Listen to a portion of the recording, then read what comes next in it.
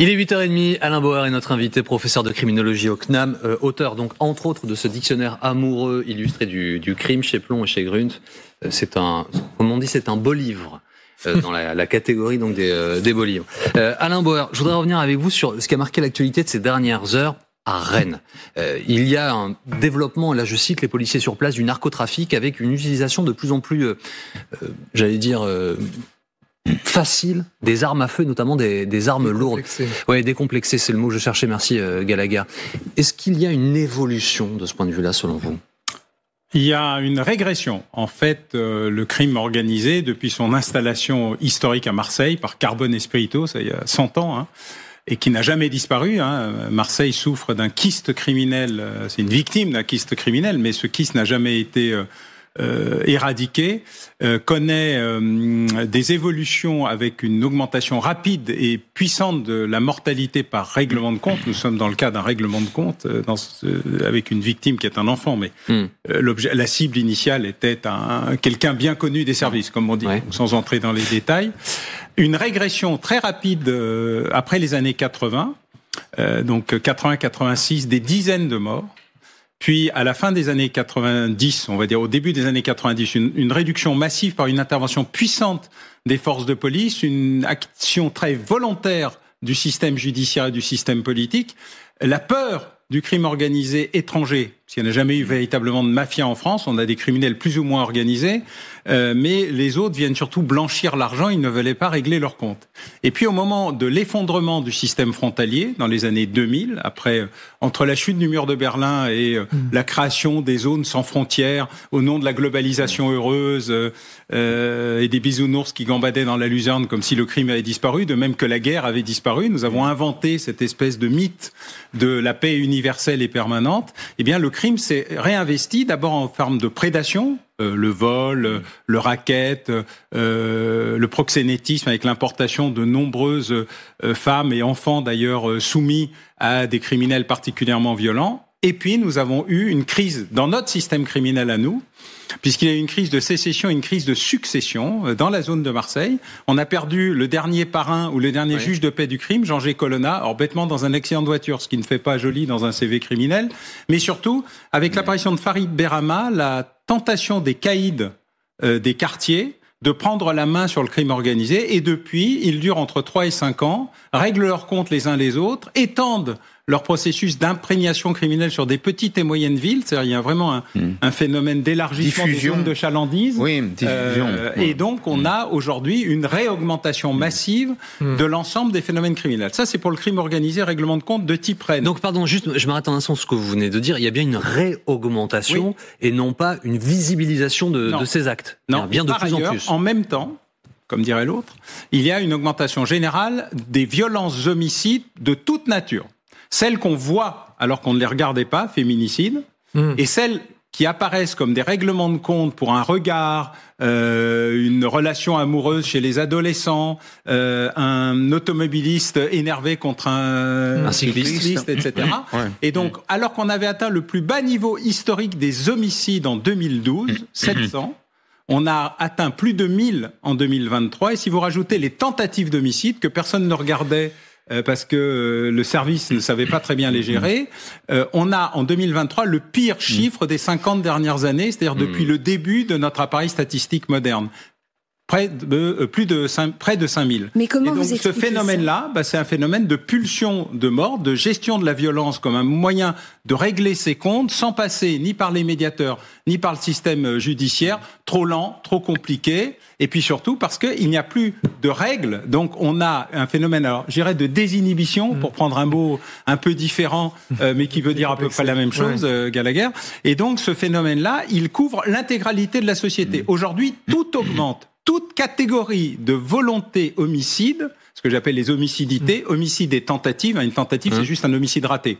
Soit par l'efficacité des services de secours, à qui il faut rendre hommage, soit par l'incompétence majeure des utilisateurs de Kalachnikov. Ce que vous décrivez, Alain Bauer, là où certains parlent d'ensauvagement, vous dites en fait, en creux, je vous écoute avec attention, que c'est un échec des institutions à endiguer un phénomène humain naturel. Elles se sont retirées, la nature a horreur du vide, et donc le crime et la violence, c'est pas l'ordre contre le désordre, c'est l'ordre contre un Notre ordre, l'ordre criminel est très ordonné. Simplement, il règle ses comptes par la violence. Qu'est-ce qui s'est retiré ? La police. Mais attendez, justement, question. Le 6 octobre à Rennes, fusillade dans le centre-ville. On l'a évoqué autour de la table. Le 8, manifestation des policiers. Des policiers municipaux qui disent on veut des armes. Est-ce que les armes, question technique et de pure curiosité, les armes, est-ce que ça protège les policiers ? Est-ce que ça les expose ? Alors, en fait, les deux. D'abord, on s'est rendu compte depuis la version moderne de Vigipirate que Vigipirate ne dissuadait pas les terroristes, ça les attirait. Et donc, le nombre de policiers, de militaires directement victimes d'une attaque terroriste a augmenté massivement au rythme du déploiement après 2015. Pourtant, c'était maintenu, élargi, sans cesse. Oui, mais vous savez, dans le terrorisme, c'est de la violence plus de la com. Autrement, c'est que de la criminalité. L'antiterrorisme, c'est de la com et de la sécurité. Donc la com est l'élément majeur. Mais en termes d'efficacité et de l'utilité, Vigipirate n'a jamais interpellé un terroriste. Par contre, la surprise générale, c'est que entre le début de Vigipirate dans les années 80 et ses modifications diverses en 95, etc., et la version après 2015, aujourd'hui, les terroristes s'attaquent directement aux policiers, non seulement dans la rue, mais même chez eux. Je vous rappelle que Magnanville a été le plus grand choc historique de l'histoire de la police nationale, avec l'assassinat d'un couple de policiers chez lui, sous l'œil de leur enfant, qui y a échappé par miracle. Gallagher. Alors, vous connaissez la formule, quand je me regarde, je me désole, quand je me compare, je me console. Moi, je suis sur ce regard un peu macro et international. On est sur quoi ? On est sur un phénomène franco-français ou c'est quelque chose que vous observez dans d'autres pays, peut-être voisins ou à l'échelle du globe ? Alors, en Europe, on l'observe un peu partout, surtout en Grande-Bretagne, mais on commence à le voir en Allemagne, dans des conditions un peu plus compliquées, parce que d'abord, les statistiques ne se gèrent pas sur les mêmes durées et les mêmes temporalités. Donc, on a un mal fou à s'y retrouver. En plus, c'est un pays très fédéral, donc la statistique, faut la recomposer, alors que la France, au moins, on a un appareil centralisé, on va dire. Deuxièmement, on a les enquêtes de victimation qui nous montrent tout ce qu'on ne sait pas. Tous les pays n'en disposent pas. Heureusement, la France en a une sauvée de justesse, malgré le gouvernement Philippe et grâce au ministre Darmanin. Il faut au moins une fois un mauvais point, un bon point. Et puis, parce que on voit par exemple aux États-Unis, je suis le conseil du NYPD à New York, donc on a eu une remontée historique entre 2020 et 2023, et là on est retombé dans un des plus bas historiques, après un réinvestissement massif de la police, et l'épisode Black Lives Matter, plus les effets secondaires du Covid, qui cumulés ont amené ça. Mais aux États-Unis, vous avez des villes dont le niveau est extrêmement dégradé. Chicago, Portland, l'autre Portland. San Francisco qui est en train d'essayer de reprendre le contrôle après une décision historique de la Cour suprême de Californie permettant d'évacuer le désordre sur la voie publique, y compris des Champs-Élysées de San Francisco, dont tous les magasins sont fermés et vous enjambez je dirais pas des cadavres, mais enfin des gens qui sont dans des zombies, des zombies un peu partout. Dans un instant, nous allons revenir en direct à Alain Bauer. Vous me direz ce que vous pensez de cette circulaire Retailleau. Il a écrit au préfet pour leur demander de la fermeté et des résultats, notamment sur les expulsions d'étrangers en situation irrégulière. C'est en un sens, en fait, finalement, la suite de la terrible affaire Philippines, dont l'auteur présumé a accepté d'être extradé vers la France. À tout de suite. Alain Bauer est avec nous, professeur de criminologie au CNAM. Il est lourd ce livre. Ça fait 10 fois que je le soulève. Votre exercice. Voilà, c'est mon petit sport, le dictionnaire amour illustré du crime chez Plon et Grunt. C'est comme on les appelle, je répète, un beau livre. Catégorie des beaux livres.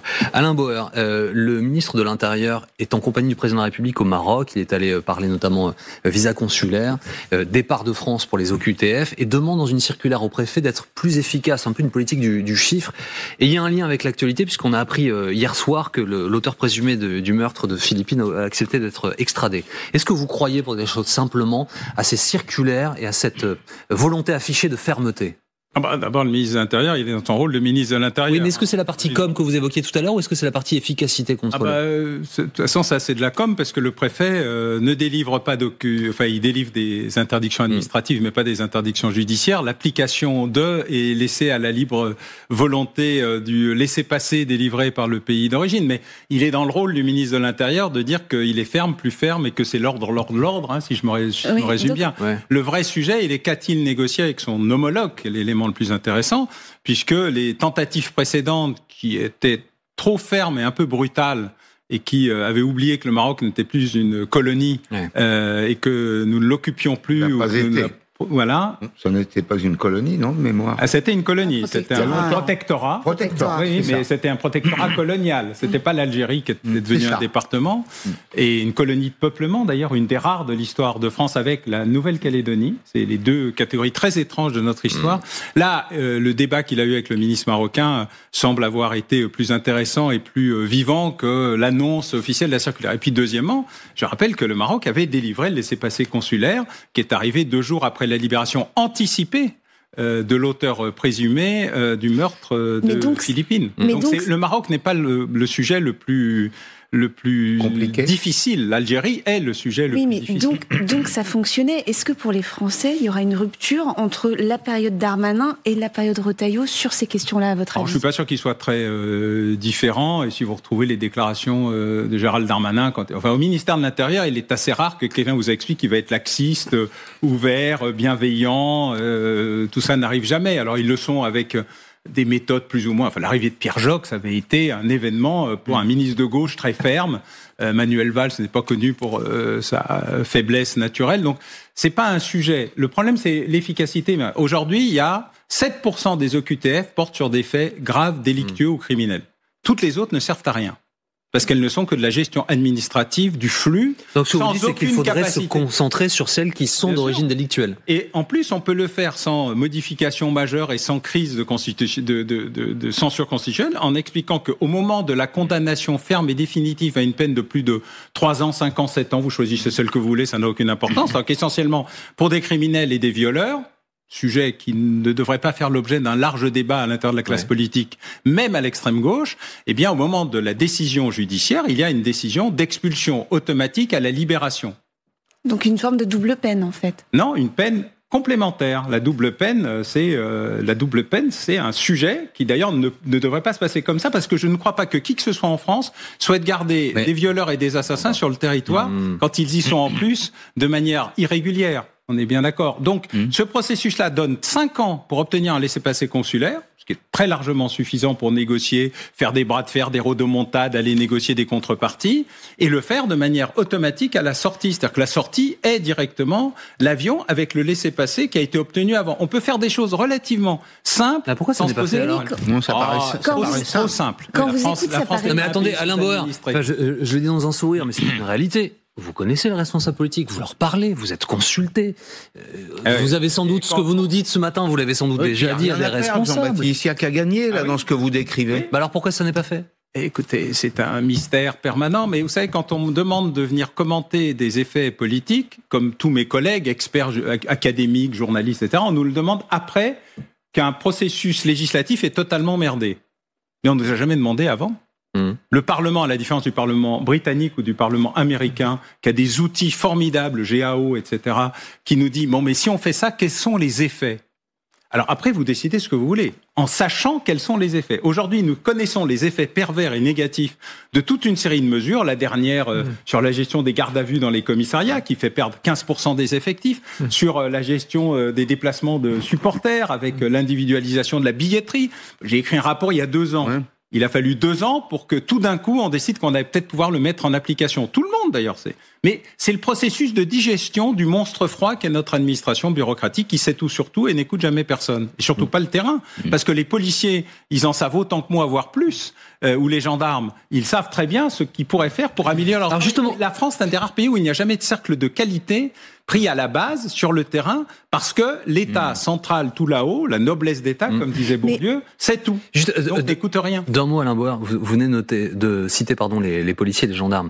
Il a beaucoup été dit qu'ils en avaient, pardon pour l'expression, ras-le-bol, et qu'ils étaient de plus en plus nombreux à se jeter dans les bras du Rassemblement national, qui d'ailleurs en avait mis certains sur ses affiches. À se suicider, à quitter, à démissionner.